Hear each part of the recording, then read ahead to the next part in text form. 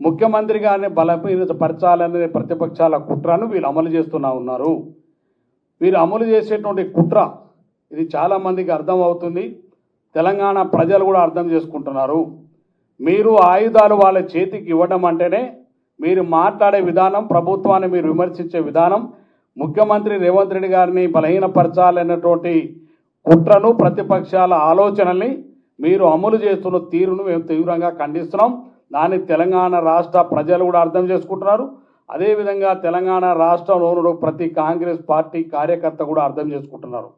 ఎవ్వరు మాట్లాడినా ఇంతకుముందే మాట్లాడుతున్నారు, చిన్నారెడ్డి గారు మాట్లాడినా, ఇంకో రాజగోపాల్ రెడ్డి గారు మాట్లాడినా, బాలు నాయక్ మాట్లాడినా, క్రమశిక్షణ ఉల్లంఘించి కాంగ్రెస్ పార్టీ ప్రభుత్వాన్ని బలహీనపరిచేటువంటి కార్యక్రమాలు ఎవరు చేసినా, ముఖ్యమంత్రి గారిని బలహీనపరిచే, ముఖ్యమంత్రికి కాంగ్రెస్ పార్టీ ప్రభుత్వాన్ని బలహీనపరిచే పని ఎవరు చేసినా వారిపైన కఠినమైనటువంటి చర్య తీసుకోవాలని చెప్పేసి మేము అధిష్టానాన్ని కోరుతా ఉన్నాం.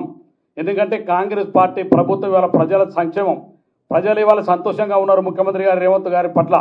వీళ్ళందరూ మీరు ఎన్ని కుప్పగంతులు వేసినా, మీరు ఎన్ని చేసినా ఈ రాష్ట్రంలో తిరిగి మళ్ళీ కాంగ్రెస్ పార్టీకి అధికారంలో రావడం ఖాయం. రేవంత్ రెడ్డి గారి నాయకత్వంలో రెండోసారి కాంగ్రెస్ పార్టీ అధికారంలోకి వస్తుంది.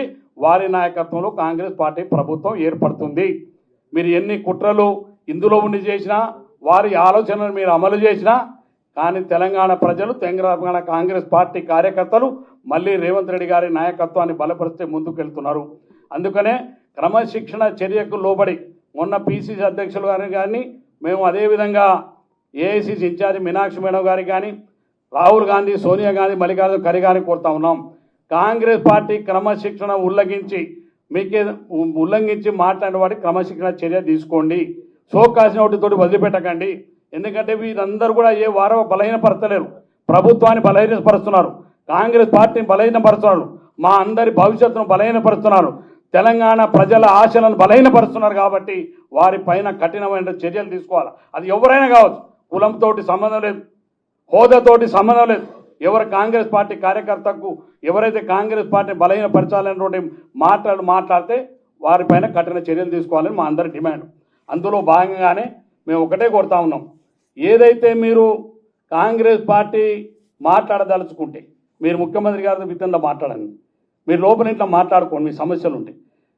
లేదు, కాంగ్రెస్ పార్టీ అధిష్టానం రాహుల్ గాంధీ గారు ఉన్నారు, సోనియా గాంధీ గారు ఉన్నారు, ప్రియాంక గాంధీ గారు, మా అధ్యక్షులు ఖర్గే గారు ఉన్నారు, వారి దగ్గర పోయి మాట్లాడండి మీరు ఏమన్నా విషయాలు. కానీ మీరు పత్రిక ప్రకారంగా ప్రభుత్వం పైన, ముఖ్యమంత్రి గారి పైన మీరు మాట్లాడే విధానం ప్రతిపక్షాలు ఆయుధాలుగా మార్చి ఇవాళ కాంగ్రెస్ ప్రభుత్వాన్ని బలహీనపరిచే విధంగా చేస్తున్నట్టు విధానం సరైన విధానం కాదు. మీరు అనుకోవచ్చు ఆ టైం వరకు సోషల్ మీడియాలో, ఆ టైం వరకు పత్రికలు పెద్దగా రాగానే ఇవాళ మేము చాలా పెద్దవాళ్ళం అయిపోతున్నాం అనుకుంటారు. కానీ మిమ్మల్ని చూసి కింద గ్రామీణ స్థాయిలో చూస్తున్నాం, గ్రామాల్లో కార్యకర్తలు, ప్రజలు అసహించుకుంటున్నారు మీ యొక్క స్థాయిని చూసి. సొంత పార్టీలో ఉండి మనం కూర్చుంటే ఈ నీడనిచ్చే చెట్టు నరుకుంటే దుర్మార్గమైన సంస్కృతి, అది మంచి విధానం కాదు. ఏ నాయకుడైనా కావచ్చు, ఏ పార్టీలో కావచ్చు, రేపు మేము మాట్లాడినా, ఇంకెవరు మాట్లాడినా, ఎవరు మాట్లాడినా, ఎంత పెద్ద నాయకుడు మాట్లాడినా మీకు సమస్య ఉంటే అధిష్టానం చెప్పండి. కానీ పార్టీని నష్టపరిచేటువంటి మేము ఉన్నటువంటి శాసనసభ్యులం అందరినీ, ఇక్కడ మేము అందుబాటులో ఉన్న వాళ్ళు మాత్రమే ఇవాళ ఇక్కడ చేరుకున్నాం. మేము ఉన్నటువంటి శాసనసభ్యులు మా అందరి భవిష్యత్తు, తెలంగాణ రాష్ట్ర ప్రజల యొక్క భవిష్యత్తు, కాంగ్రెస్ పార్టీ భవిష్యత్తు రేవంత్ రెడ్డి గారి నాయకత్వంలో మాత్రమే బలపడుతుంది, ఈ ప్రభుత్వం ఉంటుంది. కాబట్టి వారిని బలహీనపరిచే, కాంగ్రెస్ పార్టీ బలహీనపరిచే ఏ నాయకుడైనా వారిపైన కట్టి ఉన్నాను. ఇలా సురేఖ గారు నా కూతురుతో మాట్లాడము, మరి ఎందుకు ఖండించలేదు? మీరు క్యాబినెట్లో ఉంటారు, మీరు పక్కకు లేరు. క్యాబినెట్లో జరిగేటువంటి ప్రతి నిర్ణయాల్లో మీరు కూడా ఒక బాధ్యులు.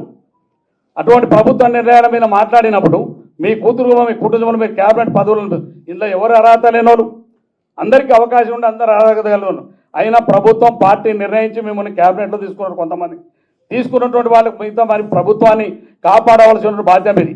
రేవంత్ రెడ్డి ఒకరు బలహీనపడితే మనం అందరం బలపడం. రేవంత్ రెడ్డి గారు బలహీనపడితే పార్టీ మొత్తం బలహీనపడుతుంది.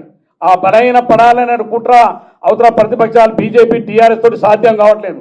అందుకనే వితిన్ పార్టీలో కొంతమంది ఇవాళ మీ ద్వారా బలహీనపరచాలనే కుట్రను మేము కఠినంగా ఖండిస్తా ఉన్నాం.